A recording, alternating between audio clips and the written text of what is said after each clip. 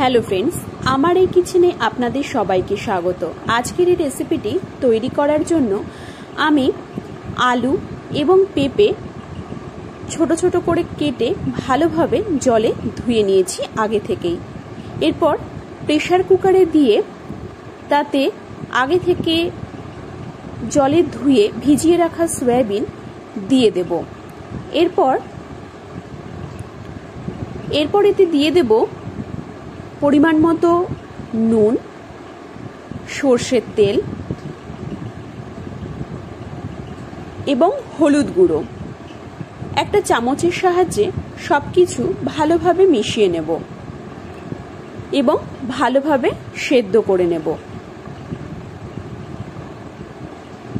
আলাদা একটা পাত্রে বেশ খানিকটা পরিমাণ ছোলার ডাল নিয়ে খুব ভালোভাবে জলে ধুয়ে নেব।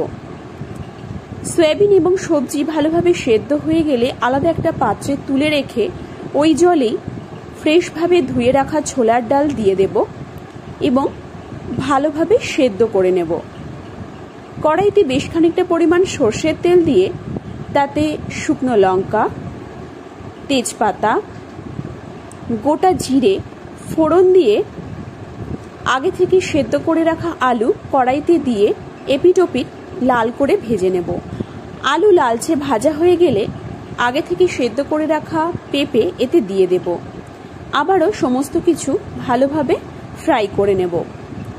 আলু এবং পেঁপে ভালোভাবে ভাজা হয়ে গেলে সেদ্ধ করে নেওয়া সয়াবিন এতে দিয়ে ভালোভাবে মিশিয়ে নেব।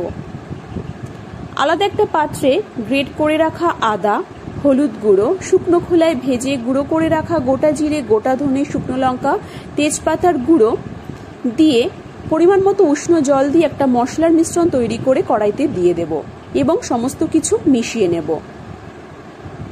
এরপরেতে দিয়ে দেব পরিমাণ মতো নুন।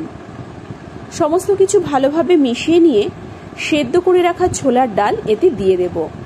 আমি এতে আলাদা করে কোনো জল বা কাঁচা লঙ্কার ব্যবহার করিনি, আপনারা চাইলে অবশ্যই ব্যবহার করতে পারেন। গ্রেভি ভালোভাবে ফুটে শুকিয়ে গাঢ় হয়ে এলে নামিয়ে নিয়ে গরম রুটি, পরোটা বা লুচির সাথে পরিবেশন করুন।